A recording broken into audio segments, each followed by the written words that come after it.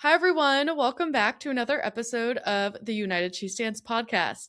Today, we have a juicy topic and really relevant topic for Ohio. We know some folks have been asking for it. We've been wanting to do an episode on this for a while. We are talking about data centers. Ohio is in the middle of a data center boom. Google, Amazon, Meta, and dozens of other tech giants are building massive facilities across the state, particularly in central Ohio, drawn by cheap land, fiber infrastructure, and generous tax breaks from our state house. But while these companies are selling the story of jobs and economic growth, a report from Innovation Ohio raises serious questions about who is really footing the bill. And the answer is, unfortunately, all of us. Joining us today is Michael McGovern, President and CEO of Innovation Ohio, the organization behind the report. Innovation Ohio is Ohio's progressive politics and policy hub. It's an organization that bridges advocacy, activism, and policymaking in Ohio. By building coalitions, conducting research, and coordinating messaging campaigns, they tackle critical issues at the local, state, and federal levels. Their work focuses on improving the lives of Ohio workers and families, creating opportunities for all Ohioans, and strengthening communities from the ground up. And today with Michael, we're going to dig into what's actually happening to Ohio's electric grid, why the average Ohio family could be looking at roughly $70 more on their monthly power bill by 2028, and what state lawmakers are or aren't doing about it. This is a conversation we really believe every Ohioan should hear, so please, please, please share this out. Michael does such a great job at answering our pretty difficult questions in such a concise and understandable way. And I learned a lot personally about what's happening with data centers. And we just really think it's important for folks to listen to this. So please share it out. Please listen to it once, twice, 3 times. And the underlying message of this whole episode is vote. Hope you enjoy. Michael, thank you so much for joining us. Welcome to the show. Thank you. Excited to be here. We are excited to have you. So we're going to talk all things data center today. Let's set the scene for folks listening. Ohio has become one of the fastest growing data center hubs in the country, with companies like Google, Amazon, and Meta all building massive facilities here. For listeners who may not be aware of kind of what's going on in this space, can you paint a picture of just how big this boom has gotten and why Ohio specifically became such a magnet? Yeah. Again, thank you for having me to talk about an issue that I think has been front and center in the news. I think it's been simmering for a while, but has really been front and center for the past couple months as folks have really become aware of this issue and frankly, just how ridiculous it is and how much damage it's doing to our state and our communities. But just to rewind a bit, I think Ohio, we're up at like more than 200 data centers so far, one of the largest in the country. And I think for a long time, people thought like, oh, this is just economic development, whatever. But now we're seeing, I think, the really, really negative repercussions hitting working families in the state. And to start at the beginning, I think we need to go back pretty far, which is, the Ohio Republican Party has been in charge of the state now for 25 years,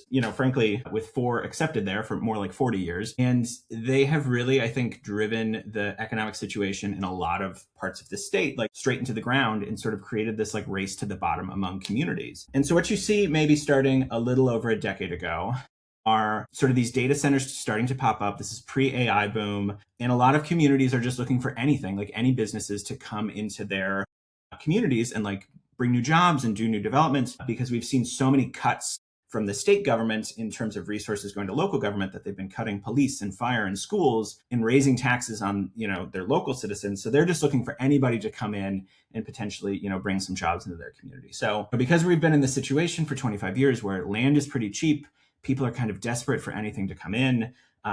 We have access to great water and like a pretty good electrical grid. This seemed like a really good place for these companies to move. At first, I remember when these first started popping up in Columbus, this seemed like a big deal. It's like, whoa, Facebook is coming to Columbus, Ohio. Like, wow, that's pretty cool. Or like Amazon, just all these big, Silicon Valley companies that you didn't see in Ohio are coming. But I don't think people realize the fine print that actually these are just these huge facilities that use a ton of energy. They maybe employ some people when they're being built, but then really sort of just are running on automation. They're not actually employing people in the community. And they're getting these massive tax breaks, both from the communities where they're being built and now from the state government, such that they're not really paying their fair share. They're not investing into the community. So what you have instead are these huge facilities where no one actually works, that are driving up our electric costs, that are poisoning our water, and that are just becoming this huge a problem for our state. And I think that's where we are now, that people are realizing like, well, shit, like this is not a good deal for our communities. This is not a good deal for our state. And how do we sort of unwind the series of regulatory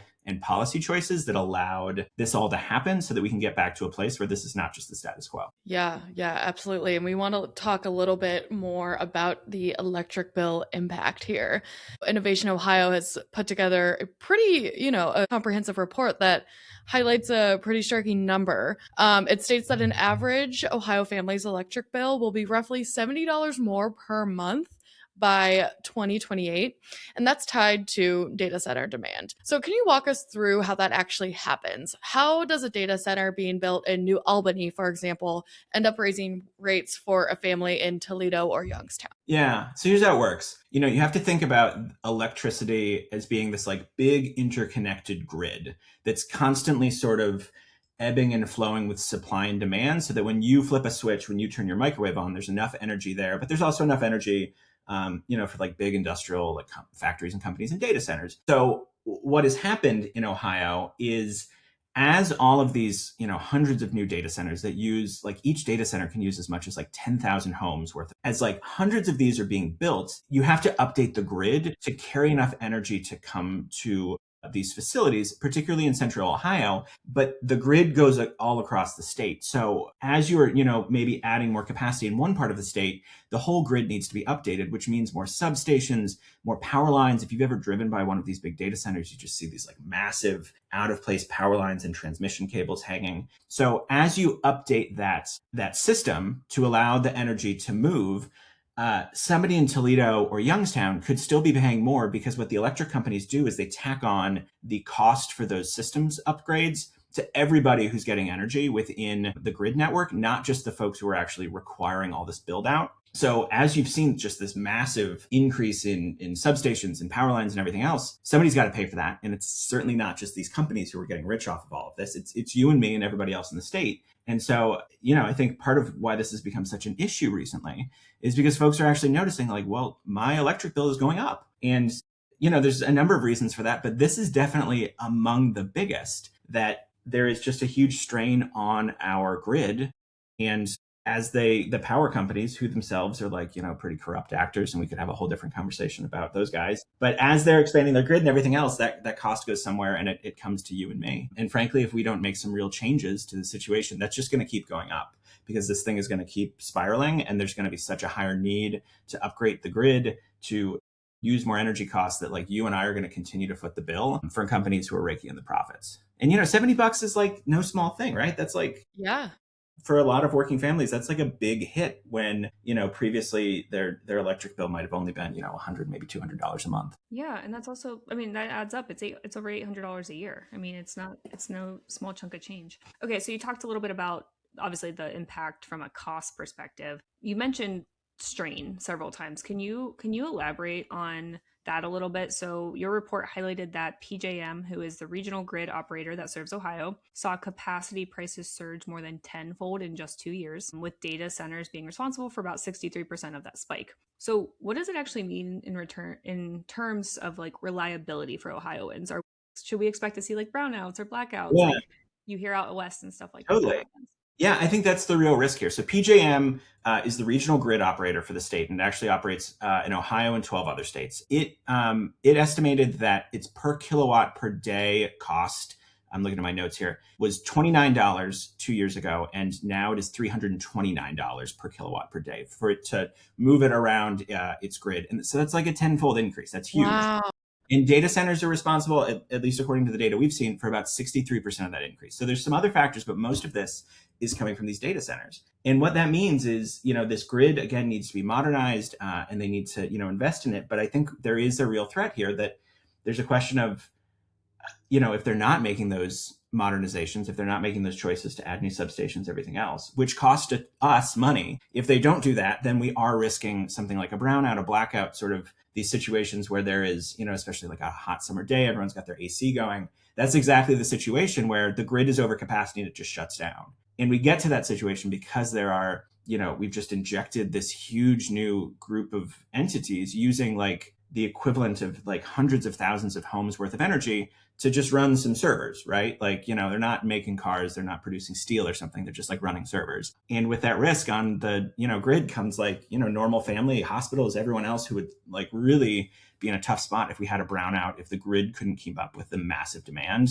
that comes from these data centers. Yeah, that makes me think of, I don't even know if it was a year or 2 or 3 years ago because time doesn't exist, but in Texas, they had really severe cold weather and they had a ton of, power outages, and people like froze to death because they had no electricity because of the grid being, too overstimulated. Is that a word I can use here? I mean, you think about like, it's a pain in the ass when your power goes out and you're like, okay, I Yeah. might lose the food in my fridge or something else. But that's if you're lucky. If you're like somebody in a hospital, like on a ventilator, if you're like a newborn in like the NICU, if you're somebody who's got health problems and like you can't run your AC on like 100-degree days, like this is a life or death situation. If our grid can't keep up with capacity, it's not just like, oh, well, shit, I lost my milk or whatever. So like this is serious, and you're right to bring up Texas. Like the risks here are really, really powerful, and we need to keep that in mind when we're having these discussions. Yeah, totally. So some Ohio residents and community leaders have used the phrase digital colonization to describe what's happening here, which is big tech companies taking land and consuming local electricity and water, while the profits actually flow back to other places like California, for example, and not necessarily Ohio. So how legitimate is that concern, and how widespread is the pushback you're seeing at the local level? Yeah, I mean, I think that's like, we did not come up with this phrase. We've seen other people use it, and like we're using it now at Innovation Ohio because I think it's apt. Like what is colonization? It is outsiders coming in to use your resources or your people for their gain, and it's extractive by nature. It is taking your resources, your people, your whatever, and then extracting from that and taking the profit somewhere else. And that's what this is. Like Facebook or Meta and Amazon with these like huge data centers that are like polluting our water, driving up our costs. Like the money's not coming here. It's going to like Mark Zuckerberg and like these other billionaires out like in Silicon Valley or on the West Coast. And so I think it's just like, there's no nice way around this. That's what they're doing. They're taking advantage of our communities to keep getting rich. And like, we're not really seeing some downstream trickle down effects where like our communities are strengthening. And I think this is why you're seeing people really pissed off and you're seeing these strong responses. And why I think we're having this conversation today and why it's been in the news, that the folks who live in these places realize that they're getting screwed and that something needs to change. And, they're organizing. There's been efforts I know there's been like a few townships that have like fully banned data centers. There's now an effort, which I do think is probably a little bit misguided, but, it comes out of this real anger to like ban data center construction statewide. Obviously, there's been a conversation at the state house. You're seeing this bubble up into political races, but like people realize that this is this big problem that sort of we let, our policymakers, our leaders allowed to happen, and we need to deal with because, the ways in which it's harming our communities are just massive, and, folks are pissed off and they're fighting back. Yeah, I think when you see videos of folks like attending their town halls, like city council meetings to talk about this, like, like local people are paying attention to it. Because I think we've at least seen videos flying around that, like in like more rural areas too, where, people are coming to city council meetings and it's like, most people don't attend city council meetings. Yeah. Like, it's just like, if someone's showing up to those, it's probably a real problem.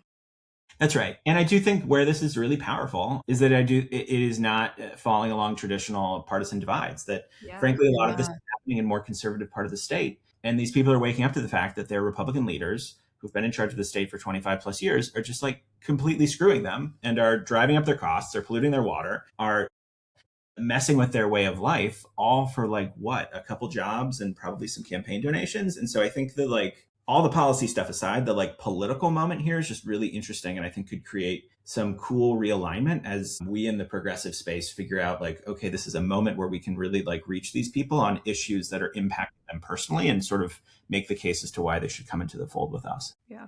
Okay, let's talk about one of our least favorite topics here, the Ohio GOP. So you've mentioned them a few times. We know in your report, in your findings too, one of the more kind of wild things we saw in there was that Ohio is actually trying to simultaneously like protect ratepayers, but really they're also just hugely subsidizing these data center expansions through tax breaks. So it's very like contradictory. We know our state gives tax exemptions that basically have ballooned from nearly $0 in 2011 to $140 million a year today. So Walk us through how we ended up kind of in this position, if you could. Yeah. I mean, this all goes back to, I think this sales tax. So I think what you're referencing, and this is the thing that people have gotten mad about, is there's a sales tax exemption on the state level for building these data centers. And it was actually created way back in 2011, before I think a lot of this craziness had really taken off. This is like, in the nascent days of like, I don't want to say the nascent days of social media, but like, like pretty early in the digital boom. No one's got AI, like TikTok doesn't exist. And I think somebody, we don't know the full history, but someone was like, oh yeah, these data centers, that seems like maybe an interesting thing that we could bring to Ohio. Let's give them a tax break, because there's nothing Ohio Republicans love more than giving like a worthless tax break to big corporations who like don't give a shit about us. But like, so, they passed it in 2011, and for years there just wasn't that much there because there wasn't that much data construction. And now it's just completely ballooned. In fiscal year 2025, it was $140 million, which is a 3,000% increase in the amount of money we were giving away. And, the one people I think have really latched onto is this like data center that was built. It was in Northeast Ohio. It was a $4.5 million tax break for 4 jobs. So we were giving away like $1 million per job that this is creating. And like, they're going to build this massive warehouse essentially that has 4 people working there. And we're giving them a huge tax break that could go to schools, police, fire, real economic development to build jobs. And instead, like, we're subsidizing. This one's not even just a terrible data center, but then it's like owned by some like vulture capitalist, Wall Street firm. So just like we're giving money to all the wrong people and like for all the wrong reasons. And so, this is just exactly what's wrong with our state and everything else, that like the Republicans who are in charge love this model of like, let's give these huge tax breaks that help these companies, but don't actually help Ohioans. Because now they can say like, well, look, we created this, this company's coming here, they're building this data center. But then you like get under the hood and you're like, okay, for 4 jobs, like this is not some big expansive thing. It's not really going to help the community where it's going into. It's frankly just going to harm it, all for a bunch of money that could go into things we actually need in the state. And they do that. Nothing drives me more crazy than when I see like them campaigning on like X million dollars of investment coming here in like this data center. And it's like, okay, wait, guys, wait. Sure, that company's going to spend that money, but how much money do we give them back? And then what are we getting out of it? It's just, and they tout that all the time while they're campaigning. It's so infuriating. No, and that's right. And the belief is like, oh, well, they'll spend that money elsewhere. But like, no, they don't. They're not here. They're in Wall Street. Like, that's not coming back into the community. That's not creating more investments. It might be going back into like Republican donations to campaigns, but like is not actually improving the places we care about. Yeah. And I also feel like the misconception of, oh, it's creating jobs is really starting to come to light. No, it's not creating jobs. Like your example of the 4 jobs that it did create, that like, that's wild. That's not helping us by, in any means, shape, or form. That's right. Yeah. So let's continue talking about the Ohio GOP and specifically one person. So the Ohio legislature actually voted to eliminate the data center sales tax exemption, but Governor DeWine vetoed it, and that veto was never overridden by the legislature. So what happened there, and what has the governor said about his reasoning? Look, I think Governor DeWine is like a certain old school country club rich guy, still very corrupt Republican, who part of where this all came from is his team put out a release saying like, great news, we've given this tax break to this company. And people are like, wait, but how many jobs? And so surely this has just like been his model for his whole career. So he vetoed, very uncomfortable ever giving any praise to the folks in charge of the state house. But like, they did the right thing on this particular very narrow policy, and the governor just vetoed it. But obviously, and this is where I think we just need to really come back to the need for political change in the state, that like, cool, they took one vote that eliminated this like, nauseating tax break, but then they couldn't override the veto. So like when it actually came to it, and when frankly, the industry lobbyists came to really like lean on these guys, they folded, because we've seen a lot of talk from the state house and we've not actually seen action to get rid of this like heinous tax break, even though they've said the right things. And I need to say here, like, this is a Republican problem, but I think there's some Democrats who are not great on this too. And like, we in this space need to call that out and say, like, there are folks who are screwing our communities who should be on our side. And we need to keep pressuring to make sure, like, how do we get to a place where we've got the power in the state to help working families? And that, that means beating the bad guys, but also making sure our allies are actually on board with the right policies. Yeah, absolutely. Let's talk about something else that, at least my understanding of this, and you can help us out here, is something else that Ohio has tried to do. So the Public Utilities Commission of Ohio put an 85% capacity rule in place for AEP Ohio data centers, which requires them to actually use a large portion of the power that they reserve. Can you explain what this really means in like layman's terms and why this is needed? But also, real quick, I'm going to add one more part of this question. I think that your report also kind of lays out that this rule doesn't address kind of everything. So can you talk to both sides of that? Yeah, that's right. So this was a rule from the Public Utilities Commission related to one energy company, which is AEP, American Electric Power, based in Columbus. They're super corrupt. They're terrible. And essentially the problem we were in was a data center might be built and they're saying like, hey, we need 500 megawatts of power to come into this data center. But then, the companies would go out and build the infrastructure to come into that at 500, whatever. They'd build out at one number, but then the data center might say like, well, actually, we don't need all that. So we've gotten into a situation where you're doing all this build out and then the data centers might not actually be using the power that has been constructed for them, but someone still has to pay for that construction like we talked about earlier. So what you're seeing is the downstream effects of regular folks picking up the tab for this build out, but then the company's not even using the power. The rule that was put in place here, this is a good first start, is to say, whatever you say you need, you got to pay for at least 85% of it, even if you don't use it, which is like a good start to say, if you're going to create all this build out, like you need to foot the bill for the power you say you get. And that's like one way to squeeze the balloon here a little bit to make sure that normal people aren't completely footing the bill for these big power companies, for these data centers and everything else. The problem is this only applies to this one, albeit terrible company in central Ohio. And so there is a proposal out there, and this is what they've done in some other states, to say like that should actually be the rule for everybody. And that is one potential solution to, again, sort of address the problem where normal people are picking up the tab here and instead sort of shift the burden back onto the companies who actually, I think, should be paying for it if they're going to go forward with these projects. That's a really helpful explanation. So thank you for that. I can see the AEP building from my apartment. So it's just like an always Like great constant. there. Yeah. I'm like, Again, we could do a whole other episode about how corrupt and terrible they are, but that's a separate conversation. That would be so fun. I'm actually really about that. Okay, circle back. I can do an HB6 special. That's fine. My goodness. That would be a fun episode. That would be incredible. And an infuriating episode. Yeah. Yeah. Totally. So there are currently actually a few bills working through the Ohio legislature right now that are pertaining to data centers. Could you walk us through some of those, some of the ones you're watching and what they would actually do? Yeah. So I think there's two. The first is House Bill 706, which is a bipartisan bill, and it would do what we just talked about. It would require that same 85% rule to be applied across the board, which is a pretty good start if that's where we're going to go.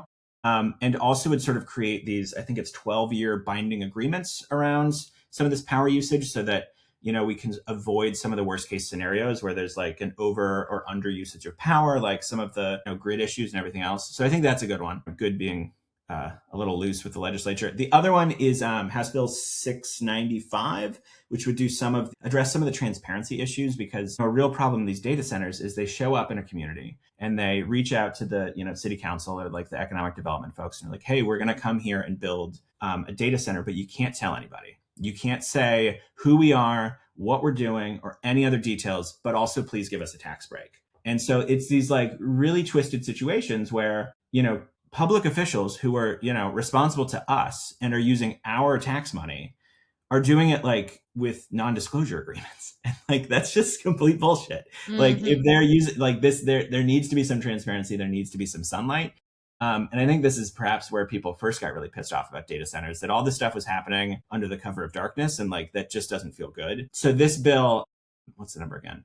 695 would sort of undermine some of that and say, when these local conversations are happening, you cannot have some of this lack of transparency. And instead, what is occurring needs to be front and center, which the industry is afraid of, because I think we've all seen these videos of what happens when this is discussed in public. You see these like huge number of people from across the partisan spectrum showing up to voice their opposition. Like, people don't want these in their backyards. So I think those are two okay bills. The caveat I'll say, my hot take on all of this, is the legislature is a dumpster fire and it just doesn't really fucking matter. What we actually need to do here is defeat the bad guys at the polls this fall. Like on data centers and frankly across like all the policies we care about, like the real trick, the real solution here is like electoral. That like we have these competitive races at the top of the ticket all the way down to local elections. And like this is where voting matters.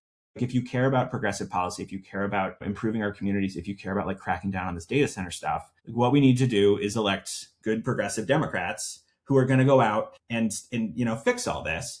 because too often the legislature, where, the Republicans have a supermajority, they can just sort of bullshit around this and say like, oh, well, we repealed it, but we're not going to override the veto. Like there's not a whole lot we can do because of the gerrymandered map. So instead what we need to do is go out there and say like, okay, who can we knock off and beat this fall, and put in a good person who's actually going to fight for policies we care about. So that's where our approach to Innovation Ohio, and I we're trying to spread the gospel on this one, is like, yeah, we got to fight for this good policy change at the state house when necessary, but like the real change needs to happen through educating voters and like building a movement towards real progressive power in the state that's going to do the kind of make the changes that we really need to turn Ohio around and like to get rid of all this BS. Wow, couldn't have said that better myself. That was, yes, snaps, claps, all of it.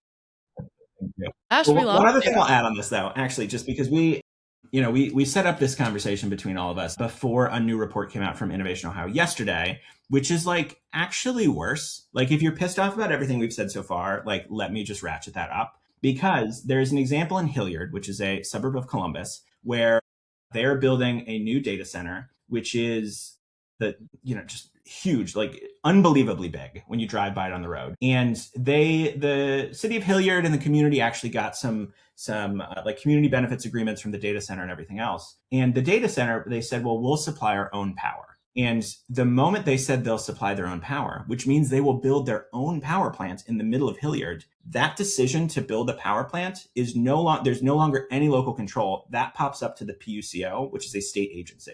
So all of a sudden, if you live in one of these communities, the moment the data center says we're going to build a power plant on top of all this other shit, you have absolutely no say if there's like, a coal or gas fired power plant in your backyard that just goes up to the state, to a body that is controlled by the governor. So one more reason to really think about the power this fall, that like if you don't want a power plant in your backyard, powering some data center that's like driving up your energy costs, you got to vote this fall, and you got to vote the right way to understand, just what's at stake and how all these like, little policy decisions and like weird boards that you've never heard of actually have a huge amount of power for how you live your life and like what sort of community your kids grow up. Yes. Yeah. Thank you for saying that. I think sometimes it's very frustrating when people don't think electoral politics matter.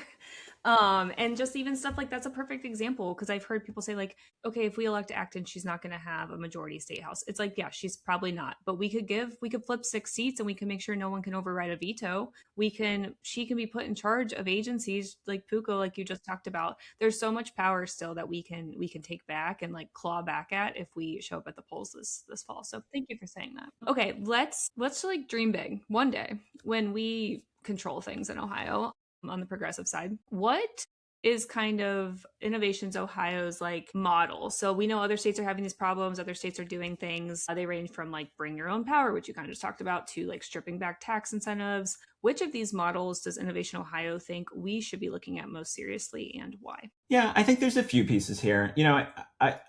I have a lot of respect for the folks who are organizing a ballot initiative to just like ban data centers. I think that's too broad of a brush to use here, but I do think what we need to focus on, if this is going to be something we have in our communities, these data centers, which like, I don't think there's a way around having these as our economy changes, as, AI becomes this big new thing in our culture. Like, data centers are going to be necessary. And the question is it being done in a way that is equitable, that respects local communities, that centers people, and that actually brings some of these profits back to Ohio communities and not just being sucked into like shareholders on Wall Street or Silicon Valley. So there's a few models out there. I think first and foremost, like, getting rid of these like massive tax breaks that are just completely unnecessary. Like that's step one. Like that one seems pretty easy. I think step two is looking at changing some legislation in light of what maybe is happening in Georgia, which is actually requiring, and this is sort of similar to the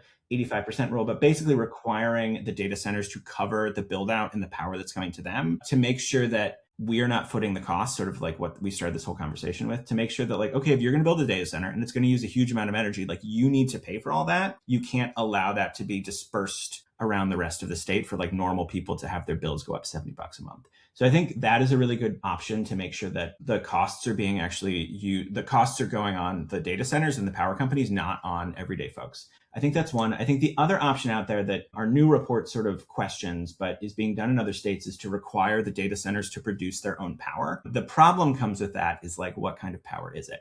Because if data centers are using a bunch of renewables and like covering the top of their data centers with like solar, I think that's something that's, really interesting. If they're building like a coal-fired plant attached to their data center in like some suburban community outside of Columbus or Cleveland, like that's a whole different situation. So I think there's ways to say like you need to actually produce your own power potentially, but it needs to be something with community input. It needs to be clean. It could be renewable because the deck is stacked in the state right now against renewable energy. And I think there's just like a broader energy conversation that needs to happen to say, how do we just change this mix to say we're no longer going to continue polluting our environments, completely just taking for granted our children's future, and instead say like, okay, we're going to, just change our priorities here. And I think that's just this bigger conversation. How do we deal with data centers? How do we deal with actually supporting renewables? Like that all has to come together. And I think would be the approach that we recommend to say like, we need to be realistic about the future of the economy, but like doing it in a fair and equitable and like clean way. Yeah. Yeah. I want to throw you a curveball because I know we didn't. Cool. I don't know if this is in your report, and I know we didn't send it over to you ahead of time. Can you talk about like the impact to water with data centers? Yeah, no, that's this is not one we've dug into yet, but like there was especially being on the Great Lakes, I always think about that. Like, what are we doing in that situation? No, truly, how bad is it? I think a real selling point for Ohio is like our clean water. Like we have the Great Lakes, we have the Ohio River. I live in Dayton, where we've got like one of the biggest aquifers in the world, like right underneath. And I think particularly, as we look at like the future of Ohio's economic development, like leaning into our water and our water quality is like a big deal. There was just a ruling that came out, and sorry, I'm winging it a little bit because we haven't done a report on this yet, but like one of the state agencies put out a rule that basically said like you cannot regulate the wastewater coming off of these data centers. And that's just completely fucked. Because like that's crazy. Similar to fracking, like we just don't know what's in that, because if you think about this, like what a data center basically is like this massive warehouse running like the tens of thousands of servers, and they get super hot. And the way that they cool them is like by running water and like having these like really complicated air conditioning systems, which again uses a lot of energy. But then to take that water and just like dump it into the stream or the river, like, there's just a lot of questions there. And at a minimum, even if it is safe, this is one more place where local communities need to be consulted and need to have some power to say like, okay, well, what are you doing? Because, we can't just have this black box to say whatever happens in a data center, like the community it's in has no say. Like they need to know like, okay, what's happening with this water? Where's it coming from? Are you going to drive up water costs by like sucking all of this in? So I think this is where like when you start to pull the thread on data centers, it's all just really fucked. And like we haven't sort of grappled with like the way, we've been talking about energy. You just brought up water. Like it's driving up property costs in some of these like pretty rural communities, because all of a sudden, instead of like, farmers who have been there for generations, like that land is being bought up, and like instead of raising crops, it's like these nasty huge data centers in the middle of nowhere that are driving up property costs. You're also seeing just like some cultural downstream impacts. Like people want to have, if you're living in a exurban or rural environment, like you want to maintain that, like that's why you live there. And now all of a sudden there's like a data center facility that's like 16, 20 like football fields long, just like across the street from the community that you thought was going to be some nice little small town, like rural situation. Like all of that needs to be taken into consideration, and none of it is right now. And I think that's where we need to like just start having this conversation and saying like, okay, our policymakers need to do better, and the people we elect need to be held accountable around these things. Yeah. Thank you. Sorry. I know you guys haven't. No, I mean, there's so much more to talk about on these things. Yeah. Water is just like so top of mind for me. I'm just like, what are we doing to the water? Like I'm just, it's completely.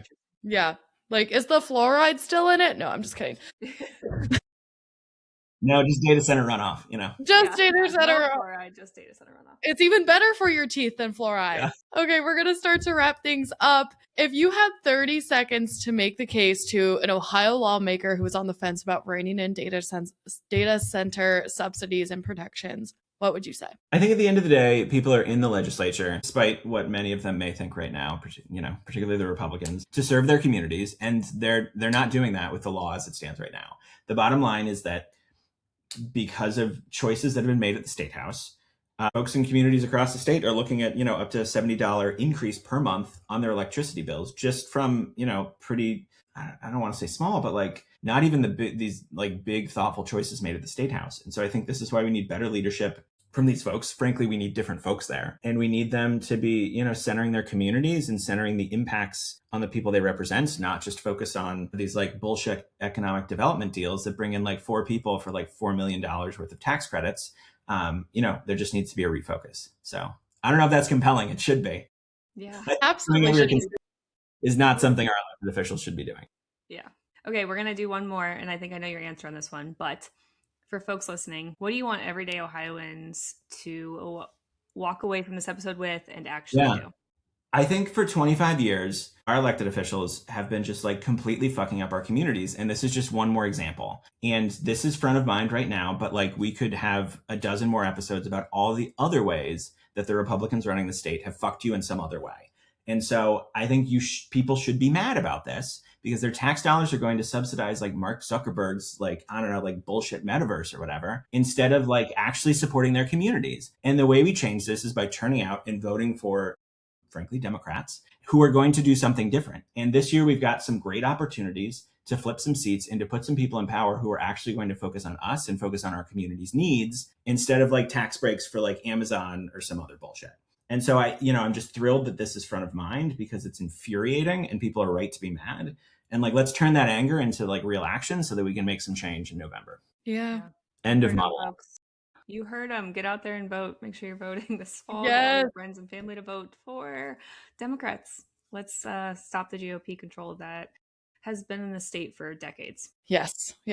Thank you so much, Michael, for coming on, and thank you for the work you do and the work Innovation Ohio does. We're huge fans. Yes, huge fans. You guys have been on our list to get on the show for a long time. So when this data center started popping off, we're like, this is it. We can get them.